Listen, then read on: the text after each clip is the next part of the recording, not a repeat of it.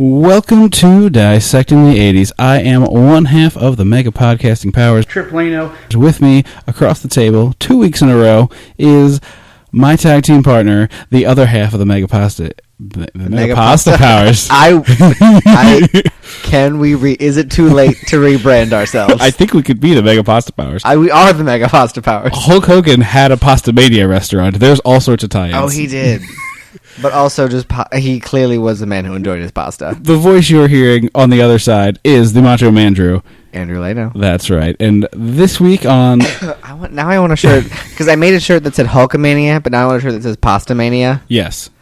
Or he had one. He had one that said Pasta Mania? Why didn't you show me that? Because I would have made that in a heartbeat. And it's a picture of Hulk in a chef's hat. With the chef's hat with the apron, and he's holding the spaghetti? Yeah, and it says Pasta Mania on it. Well, now maybe I'll do because my Hulkamania shirt's yellow with red writing. So maybe I'll do a red shirt with yellow writing for Pasta Mania. Nice. And have people be like, because people have stopped me and be like, that shirt's awesome because it's like sleeveless with the ladder back cut. It looks like his shirt. Right. People was like, apparently I was telling a story to my friends and someone walked by, like a family, and the dad goes, look at that shirt, and all the kids pointed, and I had no idea. So if mine said Pasta Mania, people would be even more like, so confused. What? Yes. And then two people would be like, you've been to Pasta Mania? You've been to his restaurant?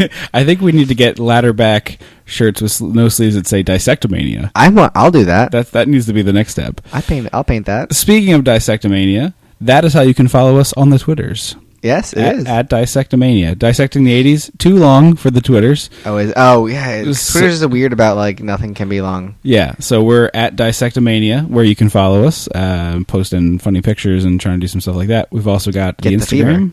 Yeah. Catch Dissectomania, I guess. Yeah, exactly. I like that. Catch Dissectomania. In fact... That could be our stickers. Yeah. Let's talk about that for a moment. If you're listening to this show, there's some of you out there, we know.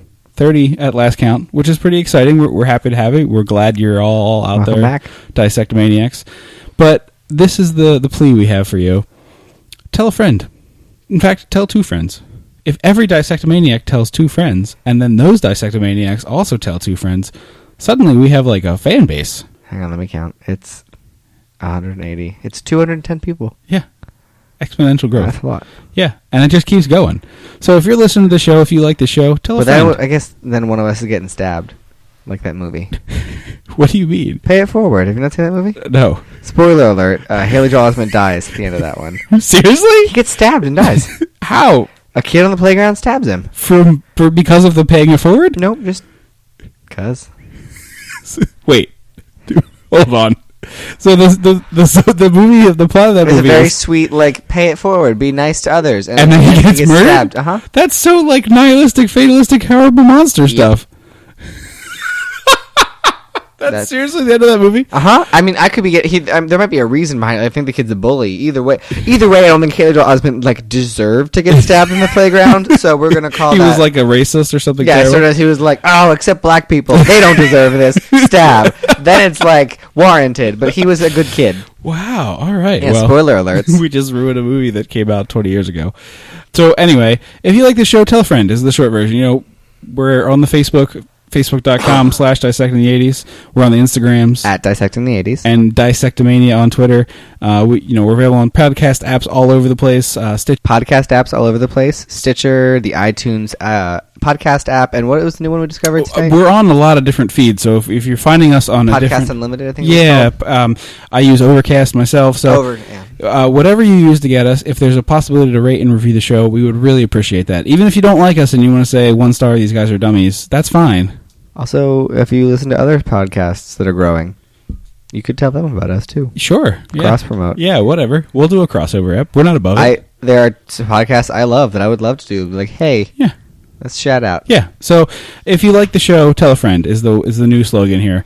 We like this, we like doing it, and we want to keep doing it for a long time, but it helps to have people out there listening. That said, This week we're here to talk about, we're revisiting a franchise for the first time in the show's history. I know. Jaws 3D. Is it Jaws 3D? It is officially Jaws 3D.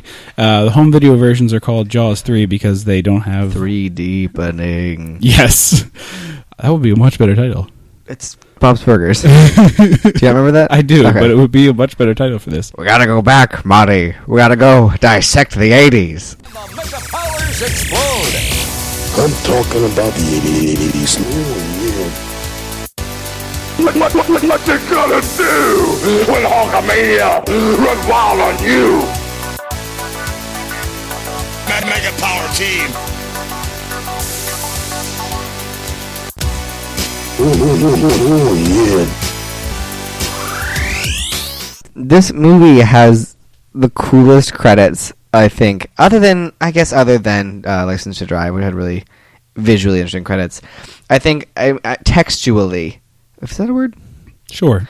Textually, it had the most interesting credits. You mean the text was cool? No, I mean the fact that it said suggested by the novel Jaws Oh, by yeah. Peter Benchley. Yes, that's something I need to talk about And as well. Shark Theme by John Williams. And they did the thing where they show a few titles and then they show the title of the movie. And it kind of does the classic fly toward... It, like, scoops up from the bottom of the screen and then goes towards you. And I had to rewind to verify, but the title bites you. Mm-hmm. It comes up in two halves, the top half and the bottom half, with jagged shark teeth, which you can't really tell because it's Text. the word Jaws and Yeah. then the Roman numeral 3. Yeah. And it goes clunk and like a bite sound effect, which this movie is full of great bite sound effects. Yes. I was like, did the title of this movie just bite me? And I had to rewind and go, yeah, Yeah, that movie, the title it bit you. just Yeah. bit me. So, one of the Suggested things... by? What do you... Yeah, well, along those lines. So, talking about credits here, this movie is actually written by Carl Gottlieb and Richard Matheson. Why do those names sound amazingly familiar? Carl Gottlieb wrote the original Jaws and a whole host of other things. Huge major screenwriter. Richard Matheson is a legendary, and I don't throw that word around lightly, a legendary writer for science fiction. He is the guy who wrote the original book that I Am Legend is based on. I Am Legend is the title of the book. Forgive me. I have that book. Yeah. That's what I know his name from. But Richard Matheson wrote episodes of The Twilight Zone. He was just a great, wonderful science fiction writer, and he is totally slumming it here. And no judgment. Like, there's nothing wrong with slumming it for a paycheck now and then. Mm-hmm. But this is a guy... There are worse places to slum it. What Dreams May Come, A Stir of Echoes, which is not a super great movie, but he's, a guy who wrote a lot of really... He's penned some movies. Right. And the books that movies are based on. What Dreams May Come a book first? Yes. Oh, so he wrote the book. Yes. Okay. Yeah. He wrote a lot of just incredible stuff. And as a screenwriter, too, has lots of great credits. Like I said, Twilight Zone, he wrote Duel, which is... Wait, he wrote Duel? Mm-hmm. What year was that? 71? Damn it. I got really excited. It's pre-Jaws. Gotcha. But he's a guy, he wrote the short story that Real Steel is based on. Real Steel? That the robot movie? Mm-hmm. With the punching robots. I thought Real Steel... Oh, I was just... It was just Rock'em Sock'em Robots. That movie, the box that came out where it's like, if you push this box, somebody dies. I You thought get it was $1 a million. Stephen King book. No, he wrote the short story Button that's based on. I mean, you're talking about a guy... Hang on. I remember reading a Stephen King short story of the same premise of the $1 Million Box, but maybe... Are you talking about the one with the smoking? Smoking? Yeah. With the rats? Yeah. I could have sworn it was like, if you push this button, someone dies. It was the same premise. I thought it was Stephen King. No, it's Richard Matheson. In any case, he's a guy who was just a great science fiction writer, and Carl Gottlieb is no slouch himself. The original Jaws is one of the top best 5 movies ever. Yeah, he's an incredibly talented screenwriter. And Screwdriver? Yep. According to them, there is... I mean, Carl Gottlieb wrote The Jerk. Oh, with Bernadette Peters and Steve Martin, who I totally put in the wrong order for that sentence. Yes, that is... It's just that I love Bernadette Peters. Yeah, it is. That is a movie starring Steve Martin and Bernadette Peters. Note the pause. If you disrespect Bernadette Peters... I don't have a problem with Bernadette Peters, but let's call it what it is. She is not at all the person you should be excited about there. I love Bernadette Peters. The original witch in Into the Woods... Also, a lot of other Broadway shows. Now, Gottlieb didn't write as much good stuff as Matheson, I'll be honest. But if you write Jaws, you can coast the rest of your career as far as I'm concerned. Pretty much. I mean, you can just take a break and you hang them up.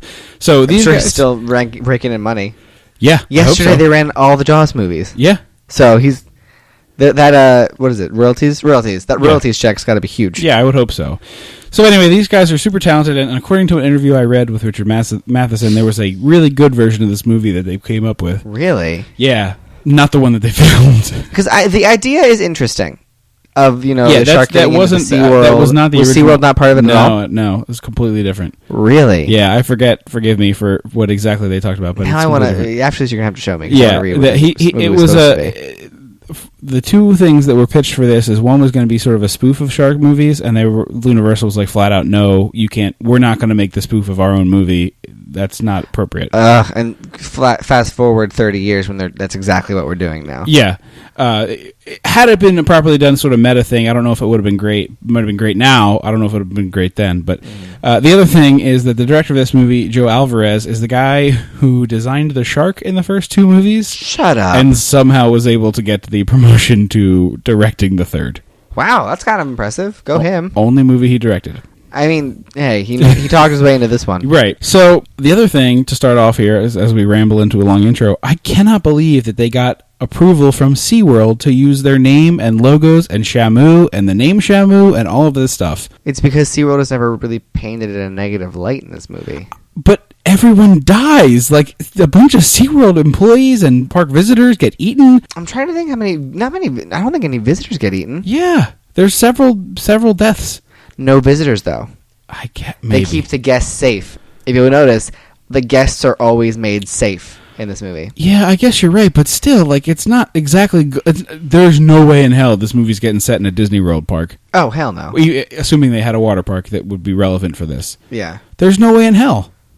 It's crazy to me that a major theme park was like, oh yeah, you can just totally use our name. Well, I'm trying to think, like, I feel like even in the top rankings of, U.S. theme parks, SeaWorld has to be low on the list of top 10. You mean like now post Blackfish? Not post Blackfish, just in general. Like, because pre Blackfish, I have to imagine it's. Well, in my head, SeaWorld's mostly like aquarium. There's rides, but are there a lot of rides? Is it like the one in Florida has a fair number of rides? I don't know. The one about in Florida I know has the Manta, which is supposed to be one of the best roller coasters. Right. Like, my roller coaster junkie friend Scott is all about the Manta. Yeah, I don't know in 1983 how many rides they had, but looking at the movie didn't really show many rides. It showed a lot of focus on the sea life. But I think that was also a part of the fact of showing people riding a roller coaster is not exciting because if you're on a roller coaster, you're safe from Jaws. I mean, keep that in mind, folks, if you're traveling to the New England area or the South Carolina area. Yeah, really, this is an appropriate time. We should have said 5 minutes ago, this is our official Shark Week episode. It is. Yeah, so hashtag Shark Week. Hashtag Andrew is obsessed with sharks. This movie might be as factually accurate as the bulk of the programming on Shark Week anymore. Yeah. Although, here's my thing. They do have the air jaws. Put that on, throw it on mute, pull up some classical music, and just watch sharks leap out of the ocean. Or just listen to us. I mean, you can do that too. But, I mean, sometimes it's hard to focus on two things. But it's weirdly beautiful to listen to that, Italian, when you're in a good Italian restaurant, they have, the sort of soft listening opera-y stuff. Mm-hmm. And, the sharks leaps out of there. It's oh, yeah, and it just leaps out. It's really cool. Okay. I love sharks. I do too. But the two biggest shows on Shark Week the last couple of years, the one where they proclaimed that the mermaids. Well, that was Animal Planet. Oh. But there was one that claimed the megalodon was still a thing. But it was the joke, right? Nope. It was legitimately tried to say that? It was presented as if it was factual entertainment. Because it fooled a lot of people on the Twitters. It was like the mermaid thing from Animal Planet. But this was all shark related. And then they did another megalodon-ish terrible thing last year. So you're probably getting as much shark facts out of Jaws 3D as you are in any Shark Week programming at this point. I can name a couple facts. One fact, that there are no great white sharks in captivity in North America, in the world. Yeah. So that's a fact. They die. That is a fact. Yeah. So there you go. I learned. Yeah. So the movie starts with we're at SeaWorld, and we're doing some SeaWorld-y things. We've got a show of water skiers. Thank you. I was going to say skydivers, and I was like, I wish. That'd be cool. So they're jet skiing, water skiing all over this place. And then suddenly a shark just enters through a gate, sneaks in the back door, essentially. At this point, I was like, wait a minute. Is this shark the Indominus Rex from Jurassic World? Because it seems to be sort of plotting and waiting and figuring out that's how the humans get in. So I'm going to sneak in. This is where the Jaws shark, hereafter referred to as Bruce, is starting to be intelligent. Well, it's the mom. It's Bruce's wife, I think. Did they explain the relationship? Well, no, Bruce died in the first one. Right, and then in the second one... Also, that shark died. Yeah. And now we're at least on shark number 3. Who had a baby. Who had baby. A baby. So I assumed it was Bruce's wife, but and I'm not sure. Yeah. Maybe it was Bruce's brother, Bruce's wife is this one. Okay. And then baby got resurrected for the fourth one. No, remember Jaws 4 skips. There's no Jaws 4 continuity. is no Jaws 3. That's Yeah. right. So Jaws 4 is just Bruce's wife. Yeah. Okay. So Mrs. Voorhees. Kind Brucetta. Bruschetta. Bruschetta. Bruschetta and Baby Tomato. Bruschetta Jr. Yeah, break into SeaWorld.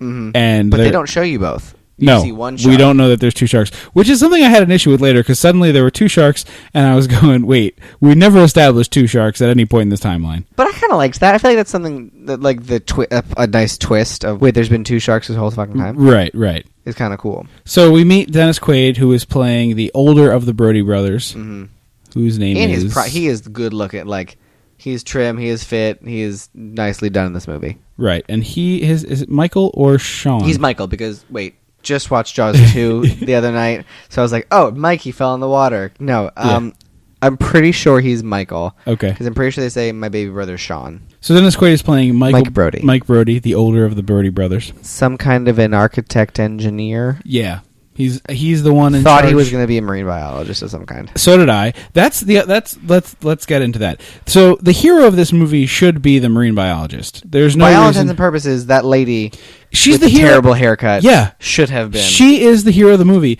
and I can't recall what her name is, but she should. Kay. Bess Armstrong? Yeah. Okay.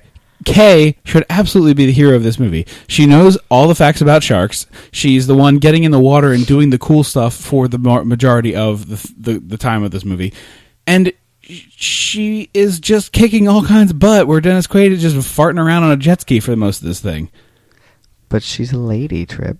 Well, then She has a vagina. But then How why is not- she supposed to be the star? But then why wouldn't you just make him the marine biologist and another person be the one who's welding shit together? I think because this movie made the point of why the hell, if the Brody family is so against sharks, which they reasonably should be, why Right. the hell would he be like, you know what I want to do? I want to study fish. Yeah. Let's study some fish. Right. Well, I mean, in the next movie, he is a marine biologist. Yeah, which doesn't make sense. Well, yeah. But the whole time, I'm thinking, he is not the hero of this story. She is. Mm-hmm. And he's portrayed as the hero. Oh yeah, he's billed. He's everything is him as the hero. Yeah. Anyway, so he's an engineer. He's got to do all sorts of engineering Dating tasks. lady marine biologist. Yes, and his brother- Is she a doctor? I think she said she's a doctor. I think so. Fires. His brother's coming to visit, and that's sort of the catalyst of the movie. And there's a big time marine photographer yes. coming. Who to is visit your SeaWorld. stereotypical French guy. Is he French? His accent vexed me. Well, it changes about every 5 scenes, but Okay. he is, I believe, supposed to be a snooty Frenchman. But anyway, one of my favorite early moments here with Dennis Quaid is he's on one of those early jet skis. That's the The stand-up really type. cool ones. Yeah, that I wish I had now. Wave Race 64. It's basically, for those of you who don't know, it's basically the Razor scooter of water Mhm. travel. So it's a small little board you stand on. You lift up the handlebar and you away. Right, and you kind of stand heel toe, kind of crouched, but he gets on this thing and he gives it too much gas, and the thing the jet ski makes a major S curve, and he saves it, but clearly he almost ate shit starting See, this I jet didn't ski. catch that one, but I totally caught his dismount in half a second. Yeah, he slams into the dock to get off this thing just as hard as you could possibly do And it. stumble runs, like at least 5 steps. And then doesn't tie up the jet ski, doesn't go No. back to he slams it into the dock, jumps off, stumbles, catches himself, and then just keeps walking like a badass. And it's just preposterous. Like, dude, we saw that. Right. We watched that happen. And it's just, there's no reason for him to be jet skiing all over this movie except for the fact that he probably wanted lessons or something. Although I think I would think that seems a practical way to get around, especially with the big thing they built. Oh, for sure, it would be the 'Cause logical thing to do. The whole crux of this movie is that SeaWorld has built this, what they call the Undersea Kingdom, and it's basically an underwater tube system, a cross of tubes with a hub in the middle, right. And you can explore the different worlds, which, looking at it, actually sounds amazing. Right, but also incredibly dangerous. Oh, yeah, I mean, the way they handled it was horrible. Even without the shark danger, I mean, the liability of having human beings several, fathoms underwater, because they're like 20, 25 feet down as far as I can tell. Are they? Well, They're pretty significantly underwater, because when they do the big welding thing at the end, it's deep. That's true. If it wasn't so deep, because the shark tunnel at the Camden Adventure Aquarium, Yeah. I love that, and I love the feeling of just sort of being surrounded by it without Right. getting wet. Right. and It's just cool. being able to look. And I saw that, and I just thought that sounds amazing, and I wish that was a real thing, that I could just walk through this underwater tube system. Oh, it would be incredible. I mean, there are certainly underwater things that are human inhabitable. It just seems like it would be a major liability to be the scale that this is. Mm-hmm. We see our first whale, and I believe it is the original Shamu based on the timing of this movie. I think so. And Or how we met Cindy and Sandy before we meet Shamu. we see the whale first. Okay. And the reason I know that is because I wrote, "Oh, that's a very sad-looking whale," Oh. You didn't see his eyes? because it had the sad fin thing. Oh, the droopy fin? Mhm. Does that mean sad? Yes. I never knew that meant sad. The only time whales have flopped over fins is when they're in captivity. I did not know that. Yeah, I haven't seen Blackfish, I haven't and either. it's not that I am not in support of the mission of Blackfish, because I think it's good and noble, and I'm glad that people are calling attention out to poor treatment of animals. I just can't watch it because it's going to be the saddest. And I also have a real struggle with documentaries. I Because love documentaries. I love them when they're not so pointed. Like if it's just sort of general information about a topic kind of a thing. But like when it's something that's so pointed as like this is clearly written to destroy SeaWorld and this is shot and edited. Yeah, but if it's And I'm the not truth. trying to say that, SeaWorld needs to not be destroyed. I'm not trying to say anything. I don't know either way. I'm still compiling my research and forming my own opinions about what I think is the real and what I I think think you is could watch the falsehood. documentary as part of that. But okay, we're not going to get bogged down into the documentary. In any case, SeaWorld does some shitty things to their animals. I can say that I am Yes, sort I of would. That is a fact. I listened to a Bad podcast things by have one of their happened to whale their trainers about. I mean, whales at SeaWorld is a sad thing. We're not going to talk about that anymore because it's a whole pottage industry on itself, and that's where you combine podcast and cottage into pottage. It's a pottage industry. Okay. I made it up by mistake just now. We meet our first dead meat of the movie, and you know how I like dead meat. We do. It is one of my favorite things to see in a movie like this when you're introduced to your just absolutely clear dead meat guys. We see them real early. And it's very... hey, can we get some overtime for doing this thing? No. No, I said no overtime. Do we need that line? Nope. Whoever wrote this movie? No. Do we need it? Carl, Richard. Carl and Richard, do we need that? No? Cool? You guys are... Got it. I don't Okay. think it's that. I I'm think- not I think gonna. there might I'm have not been gonna a little bit of impugn Carl and Richard. I think everyone had like a low-level buzz. I am not going to impugn Carl and Richard. I'll impugn. We get our first kill with Captain Deadmeat, who's been told to get back in the water and examine why the gate won't close. Oh, okay, yeah. Okay, yes. So he's swimming around down there. No, he wasn't supposed to do it on his own. No. OSHA was like, clearly, shouldn't be allowed. Right. Because in what universe should you be at night scuba diving at the edge of a gate that will take you to the open ocean Right. alone? Or doing any repair job like that without a spotter or someone to assist or anything like that. I mean, A it's- lifeline? Right. It's catastrophically stupid. So, of course, he gets eaten very quickly. Yep. Because the shark is already inside. Yeah. At this point. Yeah, exactly. And that's when we get I think it's the second time we get the amazing bite sounds. It literally is cartoon. yes. Like, if I wish I had a piece of chicken bone to break and Yeah. like a piece of cabbage to bite into. That's exactly what it sounds like. It's really, really aggressive Foley, and nothing. Underwater sounds. nothing. Eating underwater. Don't get me wrong. When a shark eats a human being, surely there's bone crunching sounds, but it wouldn't sound like it does in this movie. It's preposterously stupid. It sounds more like tiger sounds. Yes. Or like jungle animal eating sounds. Exactly. So he goes missing. Michael shows up. Sean shows up. Excuse me. Thank you. And we go into the bar, and suddenly they're playing the world's stupidest bar game called Standoff. Is that ever a thing? Was it ever a thing? I don't know. I mean, I Googled it to be like, what is this stupid game? And it is a game that exists. Okay, because I had never heard of it before this movie, and I was kind of thinking it was something. I was like, did they make this up for this movie? I had never seen it before, but it's so possible. that Sean could call attention to his dick.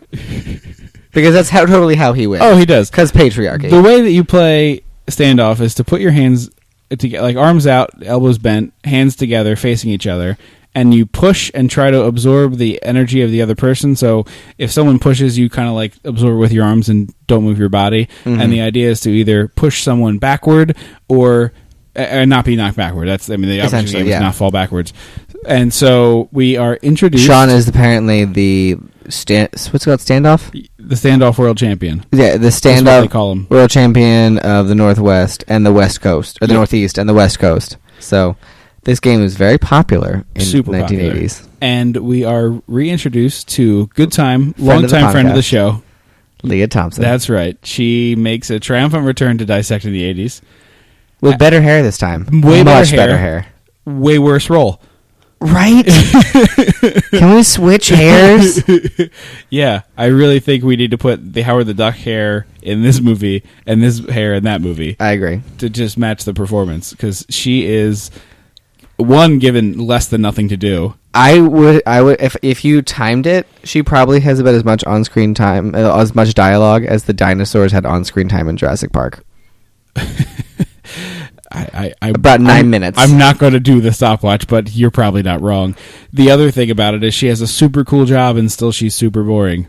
Yeah, she's a performer. I mean, performer at SeaWorld is it's not like the coolest job. I feel like being the marine biologist at SeaWorld is kind of a cool job. It's not the coolest job in this movie, but it's a cool job that we should see cool stuff about, and instead she's just... Well, because probably Leah Thompson can't water ski.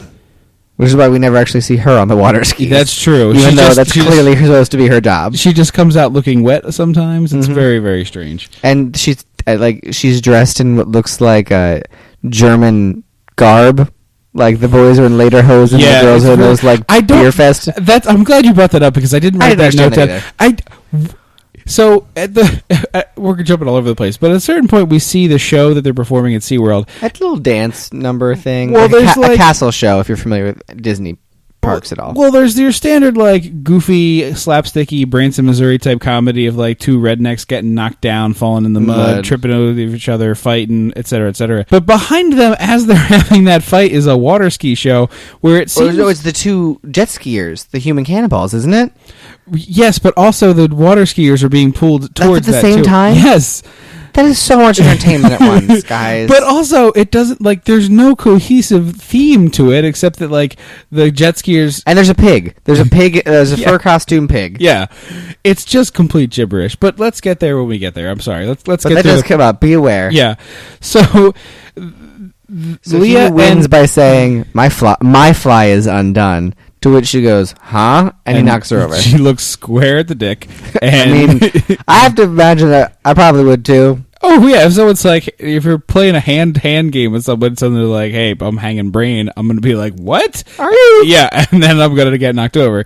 So she has to buy the beers because she's the big loser. Mm-hmm. And then Dennis Quaid. Champagne of the working class. That's right. Miller High Life, Disgusting beer. Miller High Life's, baby. Well.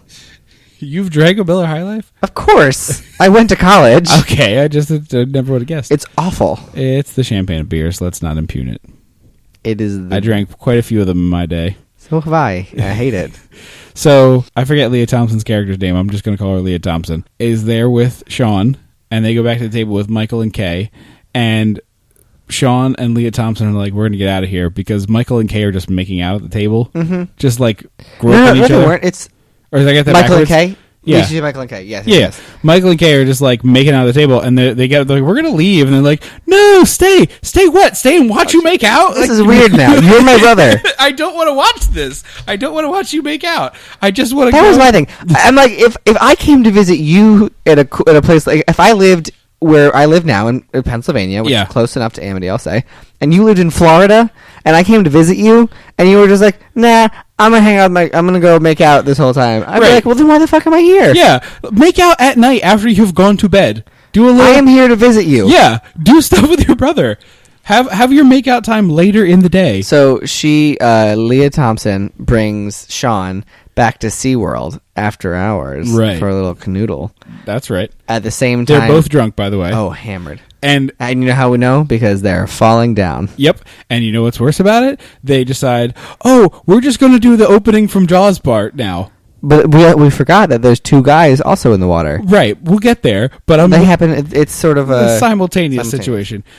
But Leah Thompson literally says, come in, the water's fine, as she strips down and swimming in the water. No, stop it. You can't just put the good parts of good movies into your bad movie. It doesn't make them better. Also, stop it. If I had the traumatic experience that the Brodies had. Like, Yes. Just to be clear, guys, in the second movie, Sean is the cause of one girl dying because he falls in the water, and the girl tries to help him onto a little boat, and the girl gets eaten. So it's his fault. As she saves his life, she gets eaten in half. Yeah, and so his fault. First movie, his dad has to go fight the shark. But also, remember, his brother was out in the Attacked. bay and got attacked, and then he was sitting on the beach, being probably too young to Sandcastle? remember it, making a sandcastle. But So there's a lot of shark shit in this movie. yeah. And all it takes to get him in the ocean water, with a lagoon, but ocean water, is a kiss and an okay set of boobs. Like a decent set of boobs. To be fair, Leah Thompson is a beautiful woman, but I don't care. It could be 15 beautiful women who are like, we're all going to simultaneously have sex with you if you come in the ocean. I don't think you know how sex works. I'm not doing it. If I'm him, there's No! literally nothing. In what universe? I wouldn't even get in a pool. No, I would be afraid to take a shit. I wouldn't bathtubs would terrify me. Standing showers only. Yeah. I mean, Can I get this tub removed and replaced with a standing can shower? we get an extra large drain that can never ever clog? Because if the water starts to pool around my ankles, I'm out. Wile E. Coyote, like there's a Sean-shaped hole in the wall. I'm not even filling the sink with soapy water to do big pile of dishes. Never. I am never submerged in water again. For the Puddles rest of terrify me. my life. Never, ever, ever am I getting submerged. For the And rest all of it takes is Leah Thompson to kiss him and shimmy her boobs at him. Right. So while this stupid thing is happening, two more dead meat guys show up, breaking into SeaWorld with a rowboat Trying to to steal steal coral. Why is coral? Why not like a fish? I don't know. They should have been trying to steal a fish. They should have been trying to do just breaking into SeaWorld for shits and giggles. Well, no, because then why would they have gone out to the middle of the lagoon? I don't know. That seems like a weird thing. Or maybe they're environmentalists who are trying to break this thing and be like, you can't keep the fish here. I think SeaWorld would have been okay with that. That's why they did the steal the coral. That's the answer. Yeah? That's 100% the answer. Yeah, because they're bad guys. They're trying to break in and steal. So their death is sort of justified by the shark killing them. Like they should have been there anyway. That's true. They're dum-dums. That's what it is. Fair enough. So the one guy goes down in the water. The other guy's in the boat holding on to his lifeline. All of a sudden, his light goes out. Yep. And the guy's like, come on, and starts pulling on it. It's reverse fishing, where the fish for people, and he gets pulled in the water. He has a lifeline to the guy underwater is the line. I said that. Oh, okay. I said, he has the You lifeline. said his light goes out, I thought. Oh, he has the lifeline, and then I said his light goes out. Forgive me, I'm sorry. Gets pulled in the water, gets eaten, and then the shark bites their raft and pulls it under the water. It's like an inflatable dinghy. But, why? It just hiding the evidence. That's what I mean. Like, the shark is the Indominus. The shark is a very, very Brilliant. clever killer who's hiding the tracks because it also, at this point... Because if that raft had stayed in the water, red flags everywhere. Right. And shortly after this, the first guy who's gone missing, they're like, well, where'd the guy go? They can't find the body because the shark also hid his body. Yes. This is a very, very, In a very... Spanish galleon. very intelligent shark.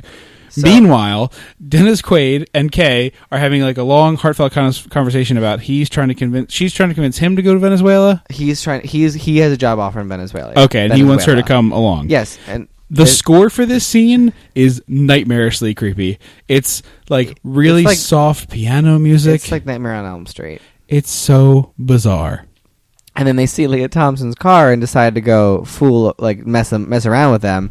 And so they shine the flashlight out in the water, and they have a bullhorn. And Yes. you two canoodlers, get out of the water. And they don't know it's them. Then Right. They figure out it's them, and there's all rough housing and throwing people in the water. Right. So just to be clear, the scorecard for Dennis Quaid as Michael in this movie is 1, Sean, come visit me and look at me make out with my girlfriend. 2, you should hook up with this hot chick. 3, I'm going to cockblock you for doing it. Yes. Also, how sad is it that my first thought when everyone was being thrown in the water was like, oh my god, they're cell phones. Not a problem in 1983. No, but I was like, oh wait a minute, that's old timey, isn't it? So They don't I even have Walkmans. Nope. And I will say this: the guy who plays Michael, whatever they call him, Sean. Thank you. You mean Dennis Quaid? Nope, Sean is the worst actor in this movie, and I'm including the animatronic shark. He is the woodenest, stone-faced actor. I've seen in a long time. I can't tell if I think that's worse or the complete other end of the spectrum is worse. Which meaning? The the ridiculous overactor. I would rather have somebody go over the top in a shitty movie than be like, no, I had a... Well, Sean's also not in a lot of the movie. No. Now that I think about it, No, he's really in not. Very briefly, yeah. They shoehorn them in. He and Leah Thompson might as well not have been there. You know what the other thing I was surprised by? There's no phone call home from mom or dad. Right? I was totally expecting like a phone call to the Brodies like, hey, Ma, I got here fine. Here's Michael. But I don't think they wanted to come back. I don't think they wanted to come back either. Except here's the thing. Ellen Brody, I wish that they had done that cameo, and then she could have been the only actress to have appeared in all 4 Jaws movies. Except for Bruce. Except for Bruce. Actress. Although, I don't know. We don't know. Maybe. And that's the point where we meet now, after we get this whole cockblock thing out of the way. We meet Nigel Dushton, the photographer who's here to photograph And Lou Gossett Jr. Yeah, we really get to meet Lou Gossett Jr. is he nailing it. Well, first of all, yes, but he is playing a weird conglomeration between the mayor from the first movie, Mayor Vaughn from the original Jaws, and the other. He's not the mayor. He's the head of Costa Rica or whatever the hell they are in Jaws 4. Oh, he's like a weird. Those two characters, obviously the fourth one doesn't exist in this universe, but the character that is played in that movie is so similar to the character that's like a crossover between Mayor Vaughn and that guy. And he's like this crazy egomaniac of like, oh, my park's got to be ready. We got to be ready on time, and also don't shut down for any reason. It's like it's like I was gonna say it's like John Hammond, but he was okay with shutting it down when it was necessary. Yeah, when the Pirates of the Caribbean started eating the tourists, he was like, okay, give me the Knicks. Yeah, this is where we get with because Laura Dushington tries to hit on Kay, and rather than Kay say, "Hey, I have a boyfriend," she just makes some coy dolphin reference and leaves. Well, also he says the horrible thing to her of like, "Oh, I'm here to meet the head of the marine biology. It must not be you because obviously you have a vagina." Does he? I didn't get that tone. Yeah. Oh, yeah. He 100% is like, "You're obviously not in charge because you're a woman. Who's in charge here?" And she's like, "Me." And then she sasses him, and the dolphins jump out of the with water. Her stupid haircut. The dolphins leap up and then she's like, "Yeah, that's right." Mm-hmm. And they snap. Yeah. Take them out of the water and snap their fin yeah. and flash back in. Yeah, and then she's like, "Yeah, you saw Nessie and Bessie back there." Sandy and Cindy. Whatever. They are the stars of this movie. They certainly are fourth build. I think Sandy and Cindy are the unsung heroes of this film. Well, they're certainly the best actors in it. Oh, yeah. Although Dennis Quaid. I'll give Dennis Quaid some credit. I was going to talk about this later, but let's talk about this now. So for some reason in my head, Dennis Quaid is in the good actor category. Same, and then he's not. There's no reason for him to be. He's The Parent Trap. That's all I know him from. But he's been in, I've seen a bunch of movies he's in. He's not in any good movies. I mean, The Parent Trap with Lindsay Lohan, but...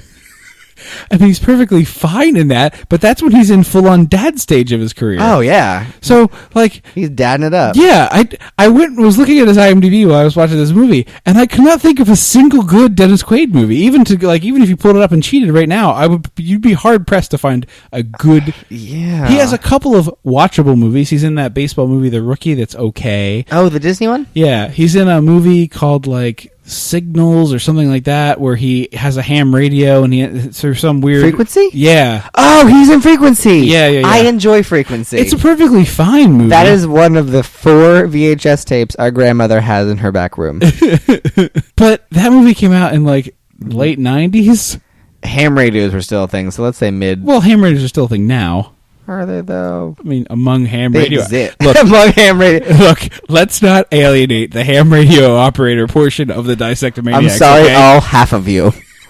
Listen, I'm not alienating anybody with a hobby. We're here talking to each other into microphones for an audience of 2. So 30, 32 Anyway, I just don't want to impugn the ham radio operators. Enthusiasts.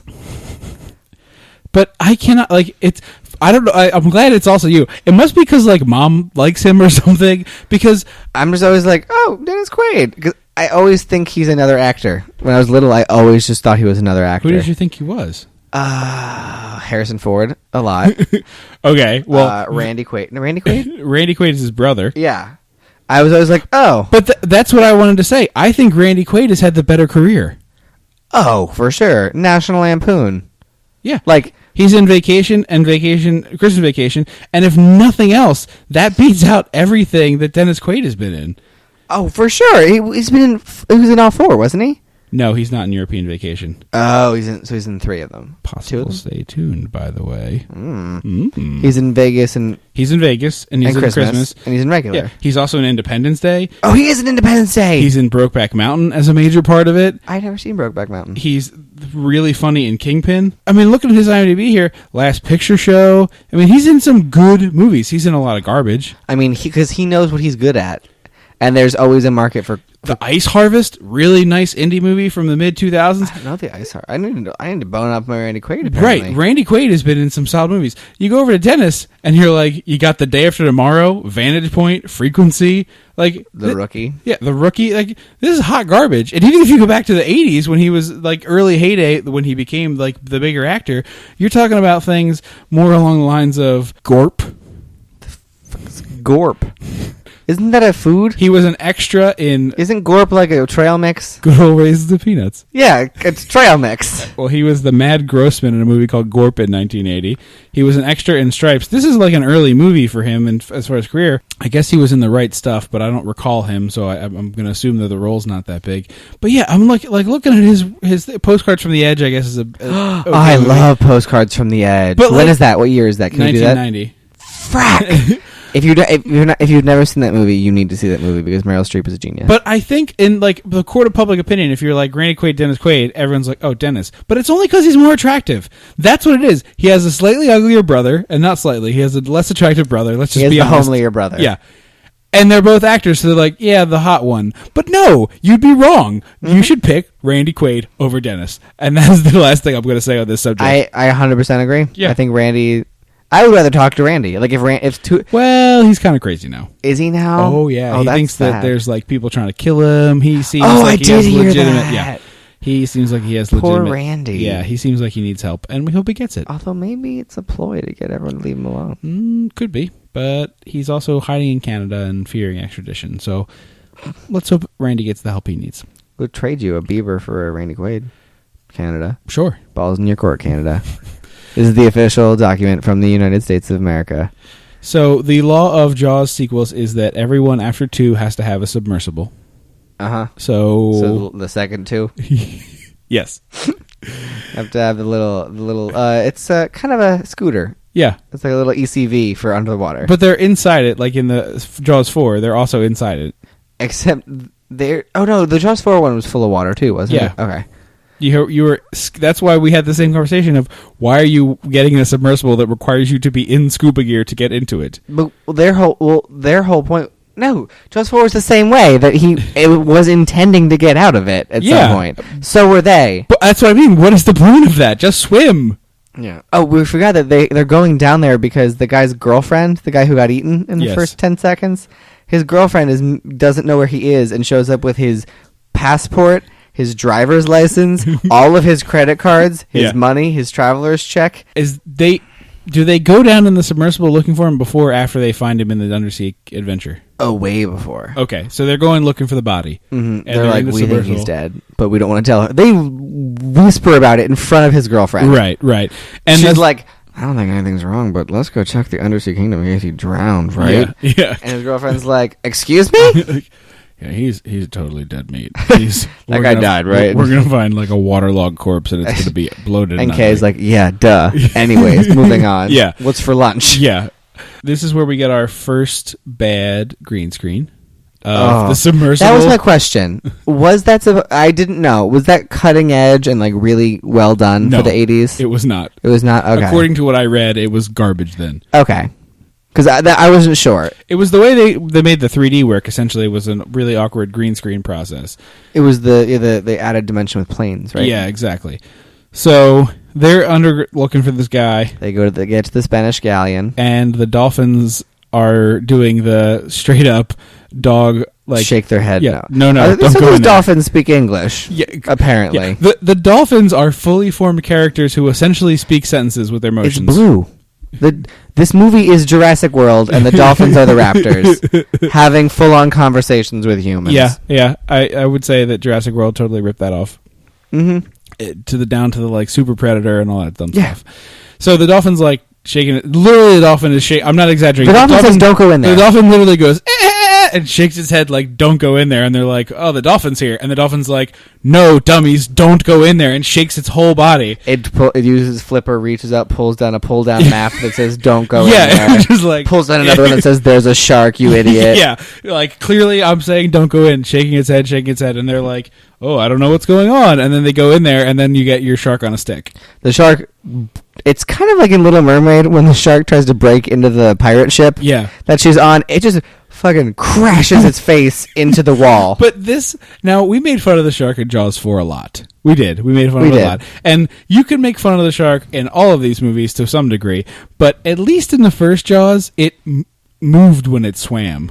When they showed it. Yes, but the body of the shark wiggled. Mm-hmm. This shark... Well, that is my main point. The first Jaws movie, you very rarely see the actual shark. Right. And when you do, it's so fast that it doesn't have a chance to move. Right. The rest of the movies kind of forgot about that fact. Like, the reason it was scary was because it was Hitchcock, and it let you picture in your head how like huge this thing was going to be, and then it was terrifying when it showed up. But it's also the law of sequels that the thing that was crazy cool needs to be shown more and more. The Friday the 13th Part 1, it's not even... Jason. It's not even him. But as those movies go on, it's just like you hang out with Jason for 2 hours. So I think this is just that standard sequelitis of That's true. People like the shark. People are coming to this movie to watch the shark, so let's just show them the shark all the time. Okay.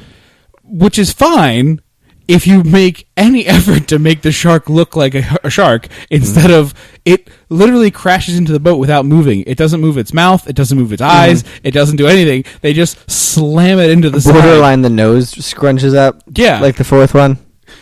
And it's just, what are you doing? And then suddenly we cut to stock footage of sharks in shark super close up. Grainy, shot through milk. Yes. Now, I wanted to ask you this.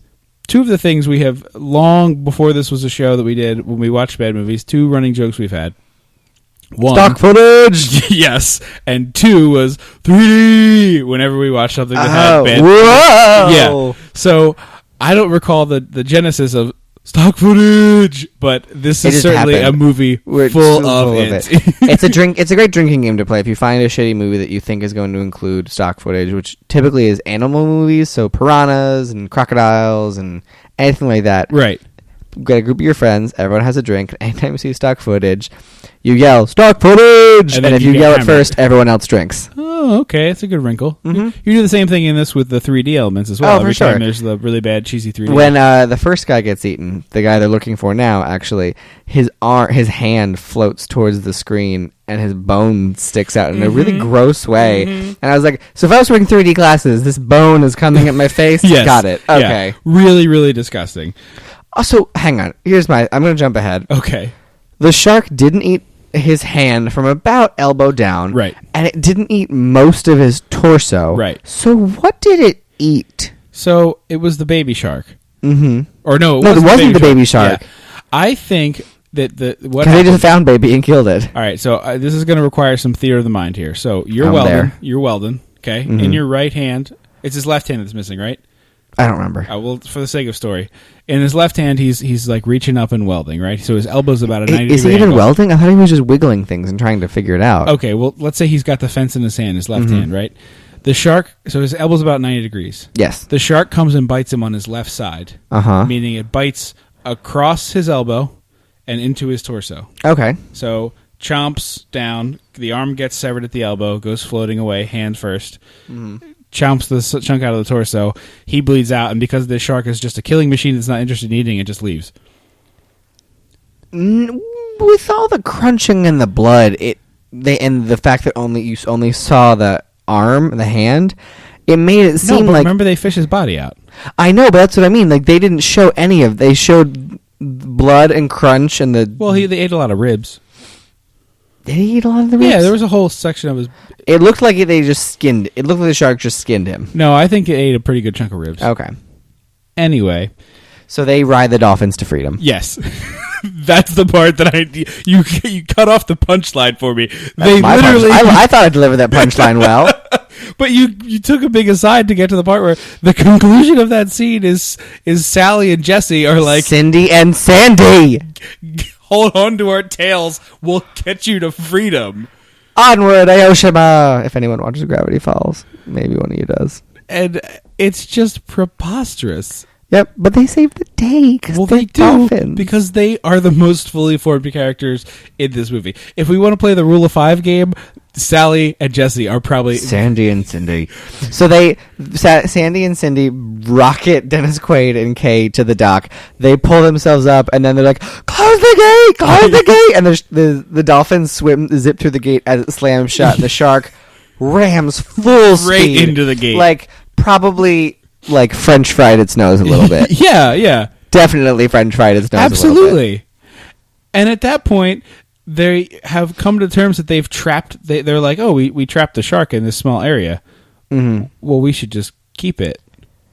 Because that's when I started to get confused. That the shark that attacked them there is not Mama Shark that No, killed it's not. Handy. Nope. It's the baby shark. Right. So they're like, we'll just tranquilize it and we'll keep it. Because here's my thing. In the world of the movie, I agree with the reporter guy who says, let's kill it and film it for money. Because I'm like, in this horror movie scenario, yes. So was that his pitch? He wants to murder it for money? Yeah, he said, we will film it and we'll kill it because it's a great white shark and it's a murderer and it killed a guy. Oh, and so the idea is like retribution, eye for an eye bullshit. Yeah, and they'll be like, here's footage I of missed this that. Okay. thing.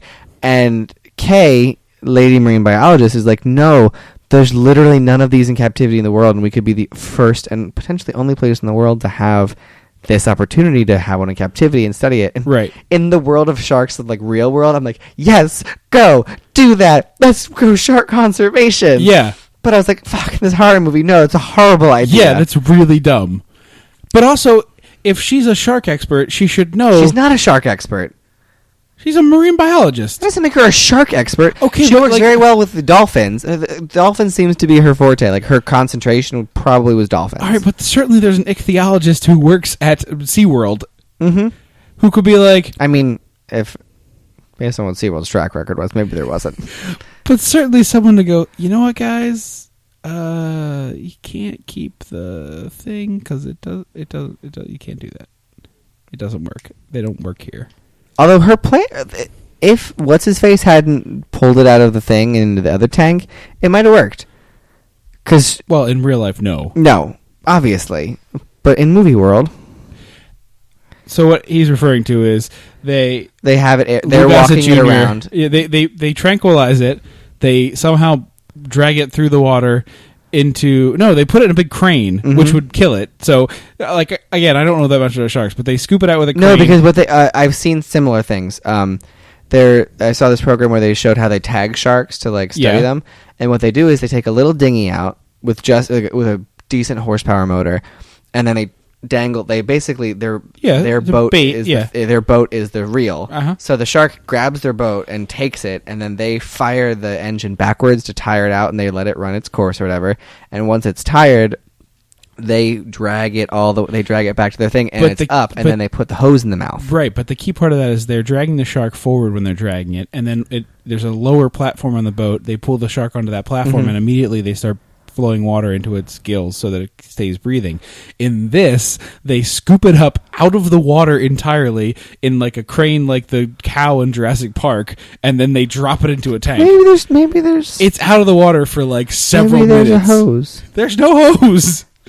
So even the obviously we don't need to pick about the science of Jaws 3D, but bad. And then they put it in the tank, tranquilized, and they're like, "All right, we need to walk it in circles." And Which I get. yeah, it's fine. Kay is in there with her assistant, who's unnamed. Dennis Quaid shows up, all cowboy Jumps like, in. and he's like, "I'll take it from here." Says you're No, you're not a marine biologist. You're not allowed. You're not allowed to get involved in this. Well, it's sweet though. He said this is the only way we can hang out because you're so busy with the shark. So I'll do this. Yeah, but like realistically, no. Fine. I thought it was sweet. He can hang out there, but he can't. Like, why are you? So in the tank? Lucas Jr. is like, Hold on. The shark wakes up from its tranquilizer thing, and the two of them are just like, "Bleh!" and like have to hop out of the thing as fast as possible while the shark thrashes around and tries to kill them. yeah. Lucas Jr.'s character reminded me of another character, and I can't not in a Jaws movie, but I can't remember who. Like a very charismatic. I think it was another black guy, very charismatic, like a leader of a town of some kind. And I cannot remember the movie, and it's driving me nuts. I have no idea. That's a pretty stock character. I know. But he's like, no, put it in Tank 6 and put it on display. It's for opening weekend. Haha. I don't need her approval. I run the park. So we cut to opening weekend. It is opening weekend right now, I thought. Well, we cut to the big montage of like the shows are up, the people are running around. We have 80s was really liberal with their use of rainbows. That's what I learned. we have a really creepy giant felt Shamu that's supposed to look like felt Mickey Mouse and Minnie I think Mouse. they have that, though. They might, but that one is terrifying. Well, they were all the original fur characters are pretty scary. Right, and then we get like a 4 or 5 minute montage of ski jumping, which is just colossally We boring. don't need. Well, we don't need it in the movie, but like, who would watch that in the real world either? I watched 15 minutes. That is my I would watch a 15-minute ski jump show. I don't think I would. 4 minutes, and I was like, I've had enough of this. This is where we see the dancing pig and the girl dancing. Well, no, that's way ahead of this.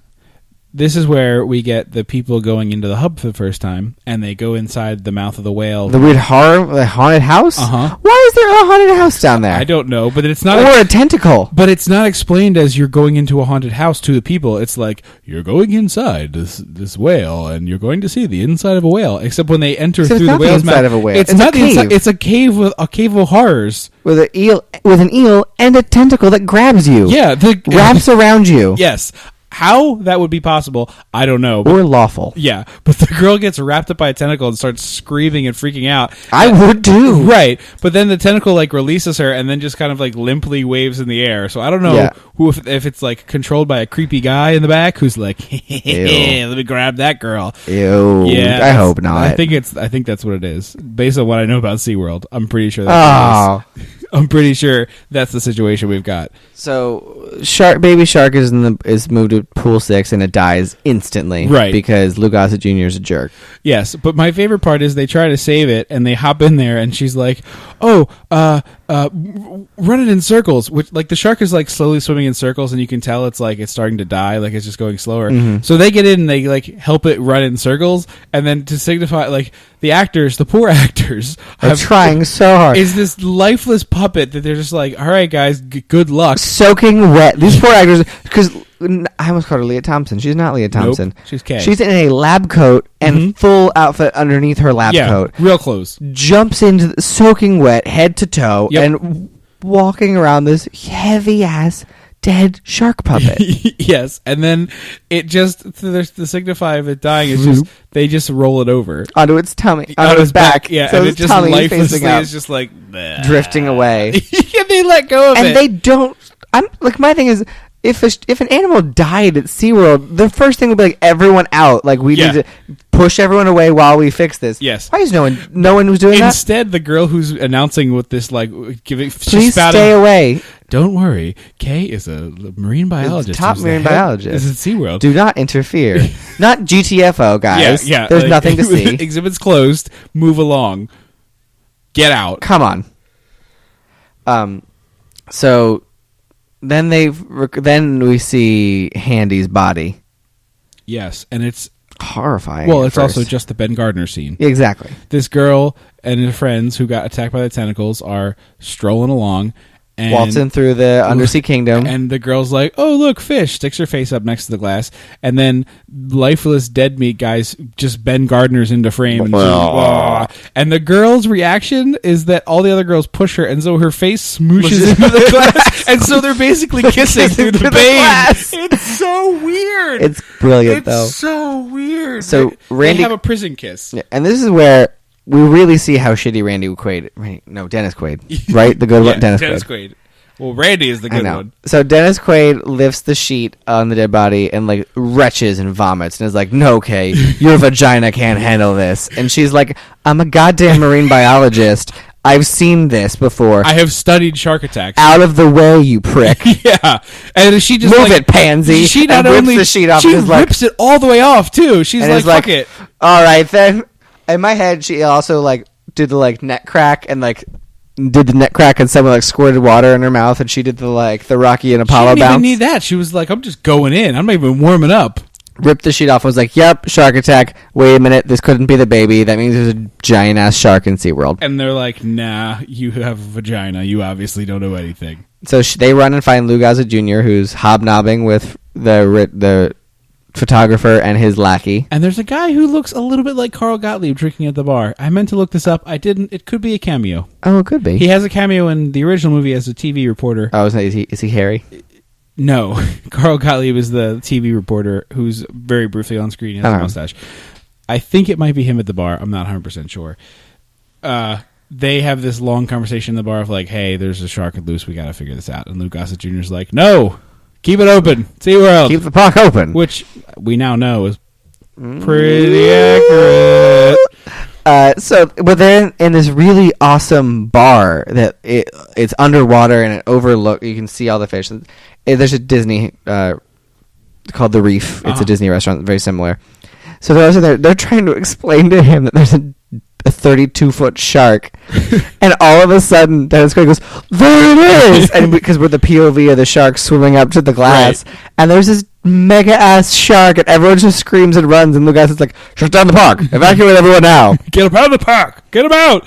But this is another one where the shark, we finally get to see the shark, the big shark, not from POV, but the shark actually like swimming, and it's just a 3D shot of the puppet just slowly wobbling it doesn't wobble, it just comes in on a straight line. It's preposterous. I'd never think about that. Now I have to, though. It doesn't move at all. It doesn't swim at all. It just float, bump, yeah, into the glass. Mass hysteria. Dogs and cats. Is that when the glass? No, that's the second one. Okay, but this is where it like comes up against it and then like bounces off and runs away, like the manatee GIF. If anyone's ever seen, that's my favorite GIF of all time. So we cut to outside and the mass panic happening, and Dennis Quaid is sprinting, like Tom Cruise sprinting across SeaWorld, telling everyone to get out of the water. Get out of the water! He grabs a guy by the shoulder and throws him to the ground off his Pargo. Yes. And also, there's these adorable Shamu strollers. I want one. They're super cute. I want one, but I want to paint it like a shark. But he also like has to drag a guy out of the water who looks suspiciously like a guy who was an actor in the first movie. I can't confirm it, but he definitely looks like a guy who got punched by somebody in the first movie. Oh. So, again, just possible illusion. No. Connection. At this point, Sean and this is when we get to what we were talking about with the pig and the mud fight. Oh, they've already happened. They've been on their date because they're in the bumper boats now. No. We're talking about the. Yeah, Sean and her have left that and are already on the bumper boats. The two things are happening at the same time. Sean and Leah are out in the bumper boats. Mm-hmm. Dennis is trying to get to the show and stop it. Yeah. Leah doesn't have to be in the show until the second half of the. That's the second show. Yeah, that's why she's on the bumper boats. Yeah. Well, sorry, I was trying to follow my notes. Once again, we prove that Leah Thompson is like a cold bitch who has no respect for his very legitimate fear of the water. Right. She's like, get in the bumper boats. And he's like, I don't do that. No. What part of there was a shark attack in my family? Did you not get? No, you horrible person. And then she showed her boobs and he was like, fine. Get in the thing. But the shark is chasing the women who are water skiing. And the fin of the shark is like 1.5 feet from the back of the water skis, which would mean if the shark is 32 feet long, there's roughly ballparking 10 feet of shark, maybe a little further between nose and tip of the fin. So the water skiers are just on the top shark. of the shark. Yeah. They're just literally standing on the shark. And I would at that point I would have been like, hold the fin. Don't let go. This is the only thing that can't eat you. This is the only thing that can save your life. Yeah, its skin might be rough like sandpaper, but you hold on tight. But I was flabbergasted that they made that mistake. Also, that their reaction is to scream and jump in the water. Yeah. You know what my reaction is? Pull like Batman myself up the building across the water into the boat. Yeah, at least try that. Probably not possible, but I rewound it to watch it again because I was like, surely they did make that mistake. And yep, no, that's 100% the mistake they made. They're standing on the shark. They're standing on his head. It's preposterous. And so he gets them out of the water. Did anyone die in that same? No. So what happens is the shark surfaces and splits up the I keep wanting to say skydivers, the water skiers. So it's like 6 or 8 people across. They climb up and make a pyramid. So it just surfaces in the middle and causes like a jumble. Everybody falls down. No, they fell in the water because the girls saw it. No, the shark rises up in the middle. I thought because I remember the girls because the girls turned around. They did the thing where they had one foot up through the Yeah. and then they all turned around and faced, and one looked down and saw the shark fin. It was like, Yeah. "Wah!" And they all fell in the water. Right, but the shark comes up in between them all. Like the fin, as they fall, the shark splits them like the 7-10 split in bowling. Just like, boom, they all go down. So then the shark decides to just go to the bumper boats. It's not really clear why. So Dennis Quaid runs across the bumper boats.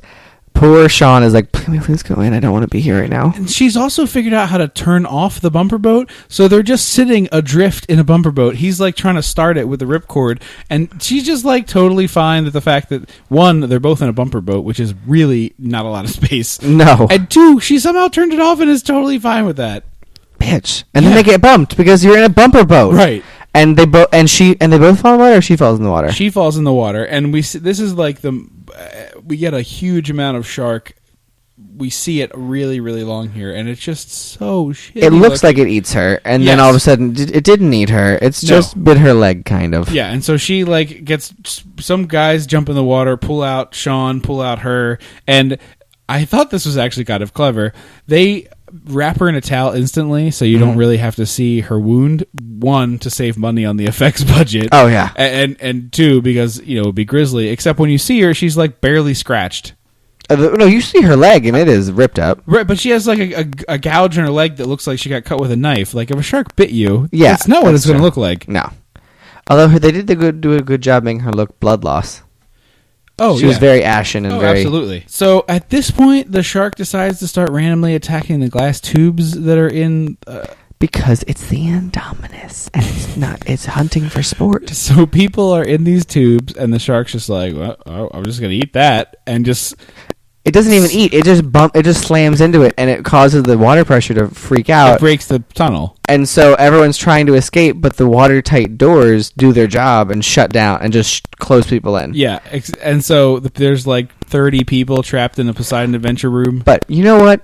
Fucking kudos to that SeaWorld team I member wrote the same thing! doing her fucking job and being great at is it. killing it, except for the part where she's like, take shallow breaths, because that wouldn't make a difference. She is like, everybody be calm, but it's cold, everybody on that wall, we're huddling together for warmth, everybody stay calm. But the shallow breath thing is a way to still seem like you're in control and that everything's going to be okay, and it's a way to keep people calm. That's a good point. So I was literally like, Oh, she you. kills it. I wrote down, this girl needs a raise and a promotion post haste. exactly. She kills it. So we meet at this And point. because think about it, this woman they just watched this shark slam into the tube several times, Right. And somehow she's got everyone to A, shut the hell up, Yeah. and B, listen to her, And- really listen. And C, doing the smart thing of huddling together for warmth because there's cold sea the water. water's not coming up or going anywhere, so Yeah. we got to deal with what we have. Yeah. Come on, guys, Yeah. get your shit together. Who's got a power bar?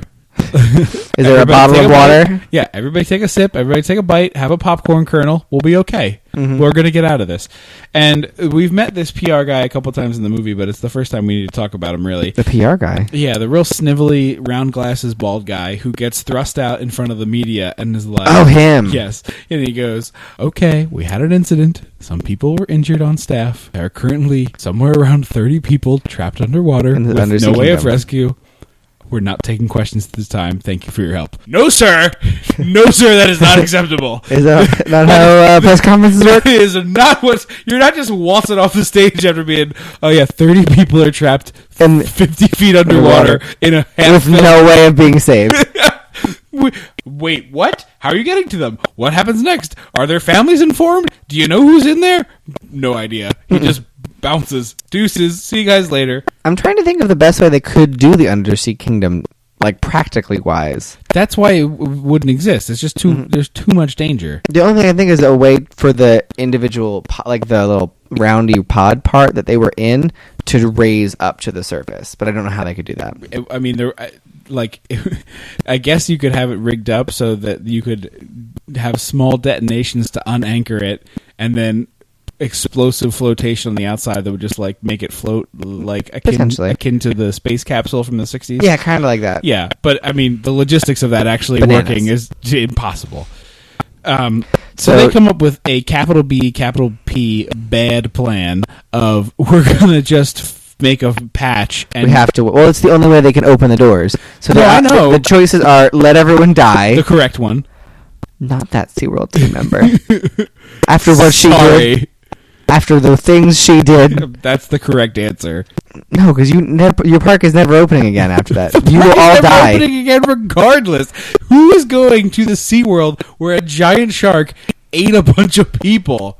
Who still goes to SeaWorld now? A lot of people. No, they're having horrible attendance numbers. Yeah, but there's still people there. Well, yeah, it's not empty, but it's the worst attendance they've ever had. Who is going back to the... Oh, what happened when you went to the SeaWorld Undersea Kingdom? No, Oh, we just shut down the Undersea Kingdom. Boom. Boom goes the dynamite. yeah. The entire reason the park exists is just going to shut down. Yep. No big deal. Obviously, you have to try to rescue the people, but the plan should be something akin to, okay, we're going to go kill the shark first. We're That's going true. to... They tried to... We're going to chum the water over here and attempt to kill the shark while the team goes down to... That was their plan. They lowered the shark into the tubes. Yes, I know, but they didn't do it very well. Well, things didn't go very well, but they tried. Or maybe, hey, you know what? My dad killed one of these with an air tank and a rifle. Maybe I'll call him for some suggestions. He seemed to have a good And idea. Brody would be like, get the hell off the phone. Get out of there. You and Sean, come home now. We didn't want you to work there to begin with. Go to Colorado. Somewhere in the middle. Just throw a dart in the middle. Go You're there. moving to Central Russia. Yes. Go. No, because then you have to fly and go over the ocean and risk the shark attack. You are gonna drive, get on a To one of the Dakotas. yeah, get on a Greyhound and go straight to the middle. So they... Mr. Reporter, or no, Mr. Photographer is like, I lure the shark into the thing, and I was like, what is your voice doing? And they're like, wait, what thing? And he's like, oh, that tube over The there. giant tube. The that filtration somehow the tube. shark got in. Really loose plot point. So he lures the shark in there. He chums the water and. No, we're not going to skip over this part. They pull a Halloween where he's under the water, and the shark is lit like Michael Myers in Halloween, where it's just like a dark shadow. You can't quite 100% tell it's a shark, and then it slowly drifts into frame in the light, and it suddenly is there. And as it rears back to bite, its lip curls up in a smile. I didn't catch the smile. It like pulls its lip back over its teeth in a way that it hasn't done the whole... Instead of just like opening its mouth, so it's like, ah, it goes, ah, and then it pulls its lip back and sneers. I didn't catch that. What is happening? Well, also, what is happening with when he dies? Because he gets like slurped into the mouth like spaghetti without being bit, Yeah. and then is safe inside the belly of the whale like Jonah, but still somehow gets eaten. Yeah, he's in there on top of the shark's tongue, inside the teeth, and we're getting a POV from like the Him. inside of the mouth. Yeah, and the shark is chewing, and nothing's happening, and then suddenly there's just crunching noises and blood. And I was like, what? Did he try and swim out? Because why? Why would you try and swim out of the shark's mouth? Well, he had a grenade, and that was his whole thing. And I was like, oh, he's going to blow up the shark from inside it. Like, he's going to sacrifice himself. That's going to be the retribution of his character. No, he's just going to die. No reason given. And then... And his lackey's going to be really sad about it, and you're kind of going to go, should I pay that guy? Bro, yeah, the lackey seems super okay about that. I mean, super sad about this. I'm totally fine with it. What's happening here? Mm-hmm. So... the shark's trapped in the tunnel. He's killed this guy. Lou Gossett Jr. is like, oh, I know what we'll do. We'll just turn the water off in that tunnel, and so it won't be moving, and we'll just suffocate the shark. Yeah, and and Kay goes in there with him, Right. under the sea to help him and be eyes in his back. Right. Dennis Quaid is putting in the patch. Mhm. But why is Lou Gossett Jr. still making decisions about this? Because Lou Gossett Jr. has not made one single good decision about the shark's life or its child's life in the whole movie. Valid point, but he is still in charge of the park. Sure, but maybe ask someone else to make the decisions, Lou. Well, she's under the water. Not Leah Thompson's under the water. So they turn off the tunnel, and of course the shark, because this is apparently deep blue sea, swims backward, uses its tail to push a gate, breaks the gate, and escapes. Uh-huh. Also, sharks can't swim backwards. So the shark's like, oh, I'm going to go eat those people now because there's people in the water and I'm hungry. And who comes to the rescue? Mandy and Pandy. Cindy and Sandy! only they could have had a Free Willy moment where Dr. K pumped her fist in the air and Cindy and Sandy like arced over her head into a heart. How lovely would that have been? No. Great. Anyways, Sandy and Cindy do their thing and are like boom, boom, boom, fighting off the shark. Right. Also, the shark roars a bunch at this point. Yeah, it roared. Yeah, it's dinosaur roar for the shark because It's the Indominus Rex. because this is a stupid. You cannot movie. tell me that there's not a valid valid It's line to absolutely draw. right. I was thinking the same thing. It doesn't make this movie one iota less stupid that Jurassic Park ripped it off and Deep Blue Sea ripped it off. Jurassic World. Yes. Does it? Whatever. It's a very different movie. Yes, that is correct. So Leah Thompson. I keep calling her Leah Thompson. It's not at all. Dr. Rhea and Leah, the dolphin twins, go after the shark and they start like bashing into it with their bottle noses. And they swim. They're starting to swim to freedom. Go into the tunnel to get to go back into the control room. Right. And the shark gets one single tooth in the door. one tooth and a piece of gum.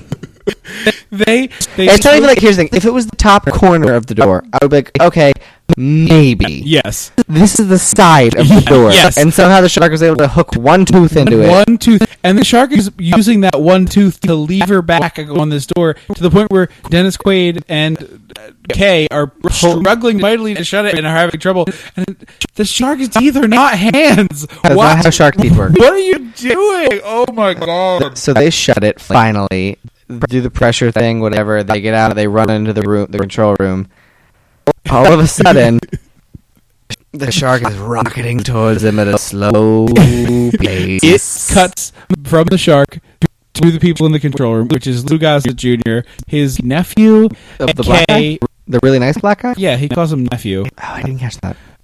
Dennis Quaid, Kay, Lou's nephew, and another person whose name we never know. Oh, the girl? Yeah. Yeah, I liked her, and I liked his nephew. I didn't like Lou Gossett Jr. Well, of course, you're not supposed to. He's a bad guy. But it's like, cut to them screaming in horror, cut to the shark slowly floating towards them, cut to the people screaming horror, cut to the shark, scream, shark, scream, shark, scream, shark. Shark slams into the glass, explodes the glass. Yes, into a zillion pieces. And so they're all running out of the room that is rapidly filling with water. And a shark. And so... And the shark eats the girl. No, he eats his nephew. And I was like, why couldn't Lou Gossett Jr. die? He was the asshole. He was. At which point, Dennis Quaid and Kay, who are still wearing their scuba gear, are like, oh, look inside the shark's mouth. It's the photographer's Nigel hand. Douchington. Not his hand. The whole photographer is in I only there. saw the hand. No, he's in there holding the grenade. You can see everything at least to his mid-thigh. He's just in his mouth, undigested, hanging out there. So they get the T-shirt hook. His hair is waving in the I water didn't in catch it. there. I'll have to go back and rewatch. But the T-shirt hook that stores use to get the T-shirts off the top rack, yeah. they grab that's in the room for some reason, and like Grandpa's asleep and he's holding something in his mouth that you need to get so the kids can get out, sneak out for the night. That is the hijinks that are happening. She leans back and punches the shark in the nose a bunch. She'll open its mouth, and then he tries to hook the pin of a hand grenade with a hook that's maybe an inch and a half long, and he's just reaching in a shark's mouth like, nope, Like a dentist. Nope, I missed. Nope, I missed. Oh, got it. Yeah, and then Swim away fast because this explosion will kill us. except we're only going to go 4 feet away and hide behind this desk. Ridiculous. And then the shark explodes, and we get pieces of the shark's jaw float towards us. Yes. Which was lovely. And you're like, all right, this movie's over. Except, wait, no, it isn't, because Paula and Paul need to have one more Sandy moment. and Cindy have to be saved because we need to know that they're both okay. Because one of them we thought might have died. So they get to the surface, and then Cindy pops up, and they're like, Cindy! Sandy! Where are you? Sandy! And then Sandy rockets out of the water. Alan and Alana burst into the air in a freeze frame, and that's what the fucking movie ends on. Fuck you, all of you people, die in a fire. No, Sandy and Cindy were the unsung heroes. This movie is a fucking train wreck. I like this movie. I think Jaws 4 is better. I don't. I would watch Jaws 4 before I'd watch this. Absolutely. You got the weird, awkward sex stuff. It's hilarious. You got Ellen Brody, at least one real OG Brody in there. You got the hilarious shark at Christmas time yanking younger Brody off the boat and eating him hilariously. And you got motherfucking Hoagie Carmichael. I didn't say the first one was a bad movie. I think it's a better movie. That's my argument. That's my 5-point argument. What do you like more about this one? I enjoyed this one a lot. Like, I think that's my thing. I enjoy all the Jaws movies. Oh, I do too. I'm just if I'm ranking them, it goes Jaws 1, 4 blank spaces. catastrophic drop off, Jaws 2, the biggest cliff on earth, Jaws 4, down to the Mariana Trench, Jaws 3. I think my biggest hang up with Jaws 4 is the weird voodoo stuff. Yeah. And the, like, Aquaman bullshit of, like, Mrs. Brody can sense the shark. Yeah, but at least that's hilarious. That's to me, I'm just like... you're not wrong. I think because that's completely unresolved and bizarre, that's what I don't like about it, and this movie doesn't really have any, like clearly plot points that were supposed to be there, but got left out. I don't think that's incorrect. I think the shark looks better in Jaws 4 by a huge margin.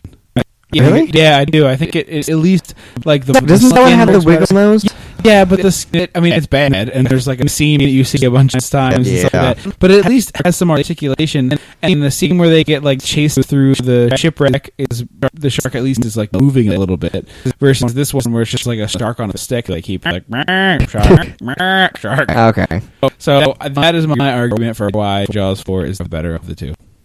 Plus, if you're really interested, there's a commentary track for it that's kind of hilarious. A few episodes back. That's true. Yeah. That, I think, is going to conclude our run with Jaws, unless we decide to take a trip to the 70s. Yeah. Or, do a regular episode for Jaws 4. Yeah, we could do that, I guess, one day. It seems like retreading the same ground, but It you is. never know. Although I will say that, putting the asterisk here right now, if another Jaws movie ever gets made, it's getting an episode on here. Really? Yeah. It doesn't matter when it happens. Okay, fair enough. 2025, you're getting a DT80s episode about it. We'll be back to the future. Exactly. So we need to do everybody's favorite segment of the show, which is Hot Tag Taglines. Hot Tag Tagline, Jaws 4. 3. See, I just screwed it up. That's the tagline. Hot Tag Tagline. Oh my god, it's a shark. Oh wait, it's not moving. Oh. Hot Tag Tagline. Jaws 3. A lady marine biologist. Because that also gives you the visual of the Jaws of the shark wearing lipstick and a lab coat. I would watch that movie. With glasses. I would so watch that and movie. And her fin is in a ponytail. Yes, 100%. She shakes out her fin. Oh, that should be your Halloween costume this year. I already have a shark onesie. Can it be like a Mrs. Pac-Man bow involved? Yeah. So that you know it's a lady shark? Just the bow. Yes. Well, the lipstick helps. Yeah, the lipstick helps, but And you know, the lip shark from the Super Bowl? Uh-huh. I'll make one of those and then just put lipstick on it and a bow. And Jaws 3 lady marine biologist. Would you recommend this movie? I would, 100%. It's a Jaws movie. Jaws movies are great. I think I would recommend Jaws 4 over this one, but it's definitely watchable. You can definitely do a back-to-back thing. It would be pretty enjoyable, I think. I think that's my biggest, like, a lot of, series get borderline unwatchable. Yes. Or there's dips. There's only 4 Jaws movies. Well, there's not so much a dip as it just is a slow down. But, like the Friday the 13th movies, the Nightmare on Elm Street movies. Right. Dream Warriors is really good. Right. But the third one is the weird gay one. And the fourth one is kind of odd. So it has this weird dip where the fifth one gets really good, and because there's like 30 billion of those, it's Sure. very frustrating. Yeah. There's 4 Jaws movies. They're all perfectly watchable. Yeah. I mean, when you start with an A+ movie, They're all really fun. Sure. So I think that's what I like about it. Like I watch, I'm like, yeah, I'm enjoying myself. I'm not hating every second of this. Right. Yeah, it's certainly a more watchable end for the stuff that we've covered on this show for sure. Yeah, it's been a long rut of. It feels like it's been a long rut of things I hate. And speaking of that, we may be going right back there. You got a clue for next week? We're going a little overboard this time, but Goldie Hawn is not involved. We're definitely going to be on the water again in 2 weeks. We'll see you next. Don't you forget about me.